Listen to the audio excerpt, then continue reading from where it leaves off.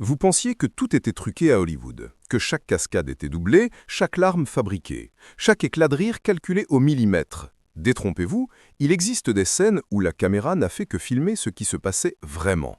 Des moments où les acteurs ont risqué leur vie, où la douleur était réelle, où la peur n'était pas jouée, où le hasard a offert quelque chose qu'aucun scénariste n'aurait osé imaginer. Aujourd'hui, je vais vous raconter 15 de ces instants. 15 scènes qui ont traversé l'écran pour venir se planter droit dans la réalité. Et quand vous les regarderez à nouveau, vous ne verrez plus jamais le même film. Avant de commencer, abonnez-vous et activez la cloche, parce que ce genre d'histoire, on n'en trouve pas deux fois. On commence par l'une des ouvertures les plus légendaires de l'histoire du cinéma. 1977, L'espion qui m'aimait. James Bond skie à toute vitesse, poursuivi par des tueurs.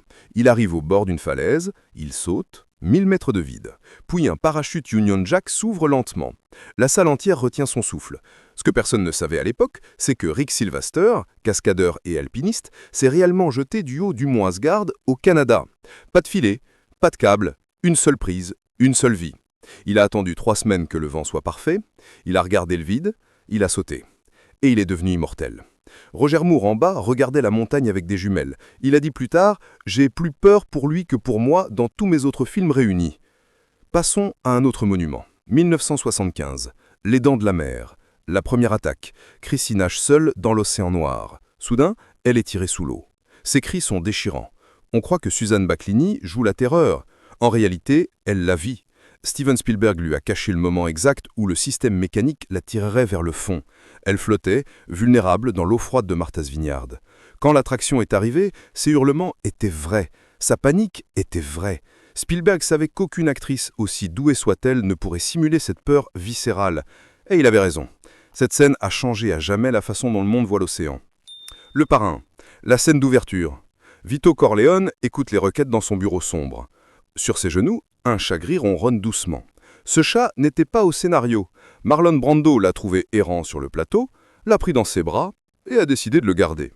Le ronronnement que vous entendez est réel.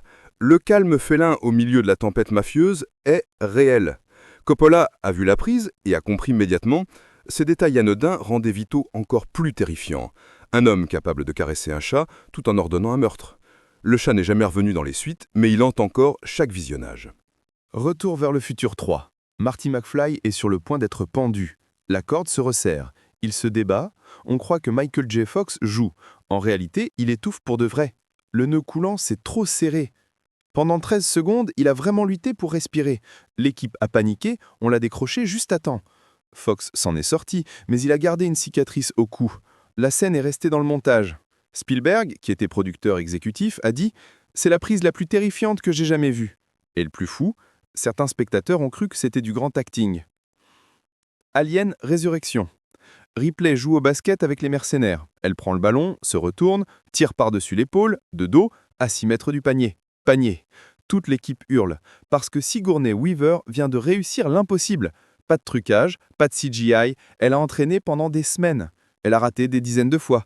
Et puis, devant la caméra qui tournait encore, elle a marqué.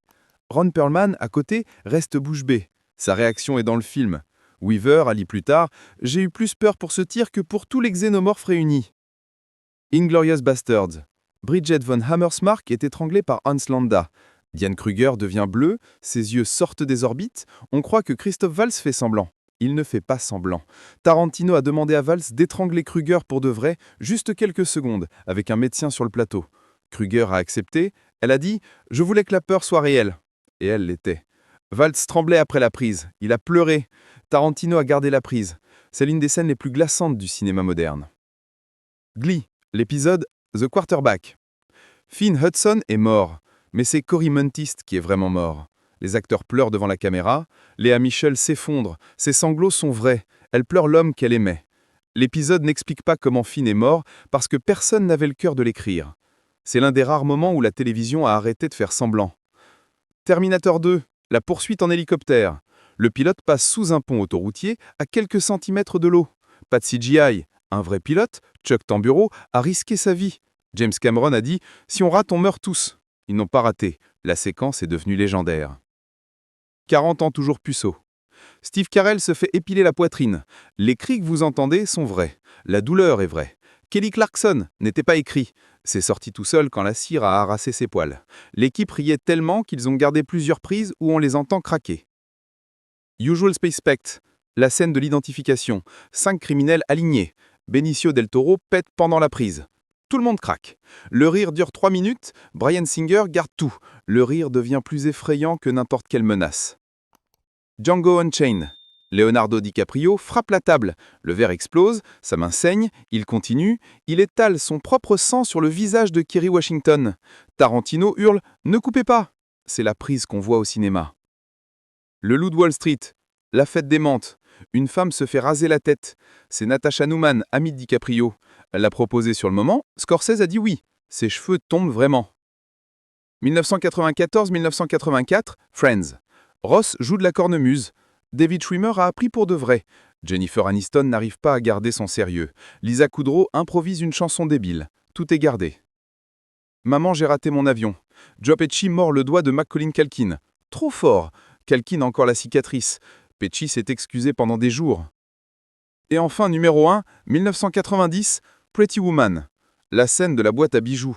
Richard Gere rafferme la boîte sur les doigts de Julia Roberts. Son rire explose. C'est du pur spontané. Gary Marshall a vu la prise et a dit « C'est ça, c'est le film ». Ce rire a fait de Pretty Woman une légende.